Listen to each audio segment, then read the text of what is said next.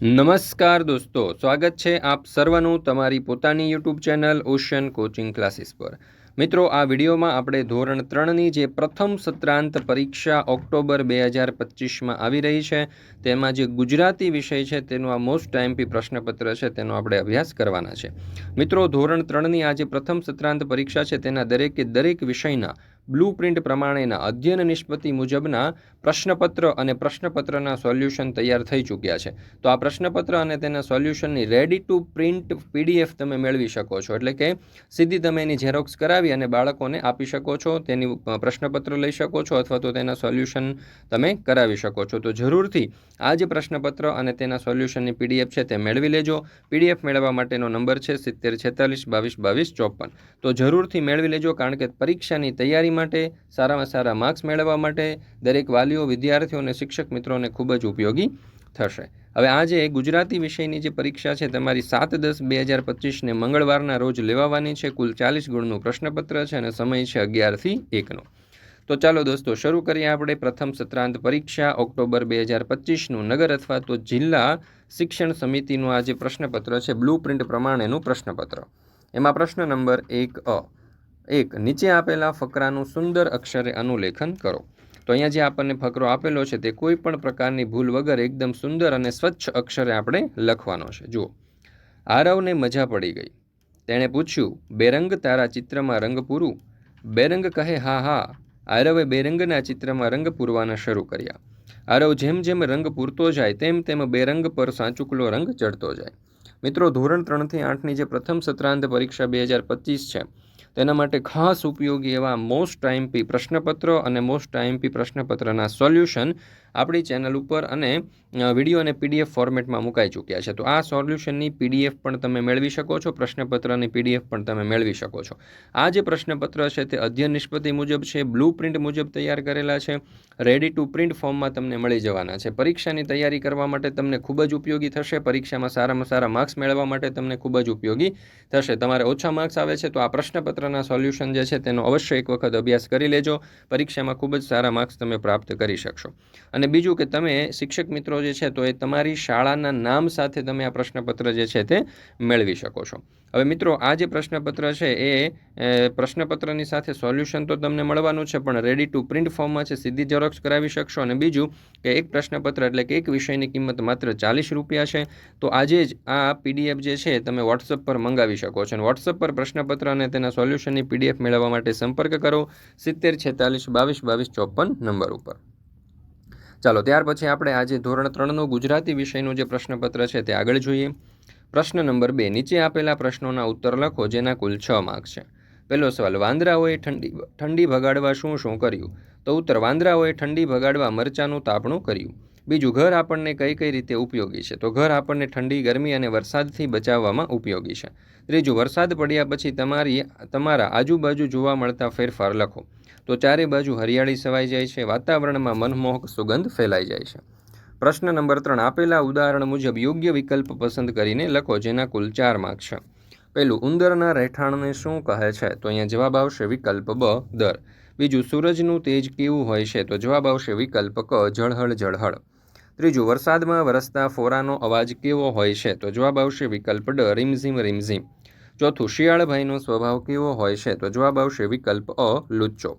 ત્યાર પછી પ્રશ્ન નંબર 4, નીચેના વાક્ય વાંચી તે મુજબ વાક્યને ચિત્ર સાથે જોડો જેના કુલ 4 ગુણ છે। 4 પગ હોવા છતાં ચાલી શકતું નથી? તો જવાબ આવશે ટેબલ। બીજું, સીટી એની ઘર ઘર વાગે ખાવાનું ઝટપટ રાંધે? તો અહીંયા જવાબ આવશે કુકર। ચોથું, તેને કાપતી વખતે લોકો તાળી પાડતા જઈ ગીત ગાય છે? તો જવાબ આવશે કેક। ને ચોથું, મારી માથે કાળી ટોપી? તો અહીંયા જવાબ આવશે દિવાસળી। ત્યાર પછી છે પ્રશ્ન નંબર 5 અ, નીચેના ઉદાહરણ મુજબ વાક્યમાં વિશેષણ ઉમેરી અને વાક્ય ફરીથી લખો જેના કુલ 2 માર્ક્સ છે। પહેલું, આકાશમાં પતંગ ઉડે છે? તો આકાશમાં રંગીન પતંગ ઉડે છે। બીજું, મીના છોકરી છે? તો મીના સુંદર છોકરી છે। બ, ઉદાહરણ મુજબ વાક્ય બનાવીને લખો જેના કુલ 2 માર્ક્સ છે। પહેલું, બગીચામાં પતંગિયું ઉડે છે? તો 3, તો જવાબ આવશે કે બગીચામાં 3 પતંગિયા ઉડે છે। ત્યાર પછી બીજું, માળામાં એક ચકલી છે, કૌંસમાં છે 7, તો જવાબ આવશે માળામાં 7 ચકલીઓ છે। મિત્રો, ધોરણ 3થી 8ની પ્રથમ સત્રાંત પરીક્ષા 2025 માટે ખાસ ઉપયોગી એવા પ્રશ્નપત્ર અને સોલ્યુશન આપણે તૈયાર કરેલા છે અને આ પ્રશ્નપત્ર અને તેમના સોલ્યુશનની પીડીએફ તમે તમારા વોટ્સઅપ નંબર ઉપર પણ મંગાવી શકો છો. અને આ જે પ્રશ્નપત્ર છે ને એ અધ્યયન નિષ્પત્તિ મુજબના છે, બ્લુ પ્રિન્ટ મુજબના છે, રેડી ટુ પ્રિન્ટ ફોર્મમાં તમને મળી જશે. અને બીજું કે તમારી શાળાના નામ સાથે તમારે જોઈતા હોય તો પણ ઉપલબ્ધ છે. હવે મિત્રો, આ જે પ્રશ્નપત્ર છે, જો તમારે ઓછા માર્ક્સ આવતા હોય તો તમને ખૂબ જ ઉપયોગી થશે. આ પ્રશ્નપત્ર અવશ્ય મેળવી લેજો. અથવા તો આ જે પ્રશ્નપત્ર જે છે તે વિદ્યાર્થીઓની પરીક્ષા લેવા માટે પણ ખૂબ જ ઉપયોગી થશે અને તેના જે સોલ્યુશન છે પરીક્ષાની તૈયારી કરાવવા માટે ઉપયોગી થશે. તો વોટ્સઅપ પર પ્રશ્નપત્ર અને તેના સોલ્યુશનની PDF મેળવવા માટે આજે જ સંપર્ક કરો 70 46 22 22 54 નંબર ઉપર. ત્યાર પછી જે પ્રશ્ન નંબર 6, ઉદાહરણ મુજબ આપેલા કોષ્ટકમાંથી 3 જીવજંતુના નામ શોધીને લખો. ચાલો, તો અહીંયા તમે જોઈ શકો છો કે આપણને એક ઉદાહરણ આપેલું છે જેમાં જૂ, ઈયળ અને માકડ આપણને આપેલા છે. તો એવી રીતે અહીંયા જે આપણને કોષ્ટક આપ્યું છે તેમાં તમે પહેલાં જોશો તો મંકોડો, ત્યાર પછી ઉધઈ અને ત્યાર પછી વીછી. ત્યાર પછી નીચે આપેલા શબ્દોના મૂળાક્ષરને યોગ્ય રીતે ગોઠવી અને શબ્દ બનાવો. તો જો અહીંયા ગીબચો આપેલું છે તો એને યોગ્ય રીતે ગોઠવીએ તો શબ્દ બનશે બગીચો. બટેલ, તો એને યોગ્ય રીતે ગોઠવીએ તો ટેબલ બનશે. અને રકાબ તો કાબર. ત્યાર પછી ઉદાહરણ મુજબ શબ્દનો ઉપયોગ કરી અર્થપૂર્ણ વાક્ય બનાવો. ચોપડી અને રાજા ઉદાહરણ આપણને આપ્યું છે, તેના ઉપરથી વાક્ય બનાવ્યું કે ભાઈ ગુજરાતીની ચોપડીમાં રાજાની એક સરસ વાર્તા હતી. તો એવી રીતે નદી અને મગર આપેલું છે, તો અહીંયા વાક્ય બનાવીએ આપણે. નદીમાં એક ભયાનક મગર રહે છે. બાળક અને નિશાળ આપેલું છે, તો વાક્ય બનશે બાળક નિશાળે જાય છે.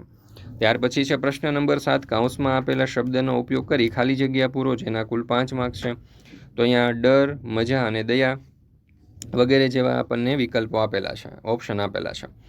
પહેલી ખાલી જગ્યા, વાર્તા સાંભળવાની બાળકોને ખાલી જગ્યા આવી, તો જવાબ આવશે મજા. બીજું, અચાનક ધડાકો થતાં મને ખાલી જગ્યા લાગ્યો, તો જવાબ આવશે ડર. ત્રીજું, મયુરને ચકડોળમાં બેસવાની ખાલી જગ્યા પડી, તો જવાબ આવશે મજા. ચોથું, કબૂતરની કપાયેલી પાંખ જોઈને કેતુલને ખાલી જગ્યા આવી, તો જવાબ આવશે દયા. પાંચમું, સિંહની ત્રાડ સાંભળી ખાલી જગ્યા લાગ્યો, તો જવાબ આવશે ડર. ત્યાર પછી છે પ્રશ્ન નંબર 8, નીચેના વાક્યોમાં ખોટા શબ્દો ઉપર ચોરસ કરો, જેના કુલ 4 માર્ક છે. પહેલું, અનુપમાએ લાલ રંગના કે રગના ફુગ્ગા ફૂલાવ્યા. તો અહીંયા રંગના આવશે એટલે રગના ઉપર આપણે અહીંયા ચોરસ કરી દઈએ. વાળ કાપવા વાળંદ કે વાણંદ પાસે જવું પડે, તો વાળંદ પાસે જવું પડે એટલે વાણંદ જે છે એના ઉપર આપણે અહીંયા ચોરસ કરી દઈએ. પેન્સિલ કે પેસમિલથી લખેલું પૂછી શકાય, તો પેન્સિલથી એટલે પેસમિલની ઉપર આપણે ચોરસ કરીએ. સસલું કે સસલું ગાજર ખાય છે, તો સસલું એટલે સસલું ઉપર આપણે અહીંયા ચોરસ કરી દઈએ. તો મિત્રો, અહીંયા આપણે આજે ધોરણ 3ની પ્રથમ સત્રાંત પરીક્ષા જે છે એની ગુજરાતી વિષયનું જે આ પ્રશ્નપત્ર છે તે આપણે અહીંયા પૂર્ણ કરીએ છીએ. ફરી મળીશું મિત્રો આપણે ધોરણ 3ના પર્યાવરણ અથવા તો બીજા કોઈ વિષયના મોસ્ટ આઈએમપી પ્રશ્નપત્રના સચોટ અને સંપૂર્ણ સોલ્યુશન સાથે. મિત્રો, આ જે પ્રશ્નપત્ર છે ને તમારી પરીક્ષાની તૈયારી માટે તમને ખૂબ જ ઉપયોગી થવાનું છે.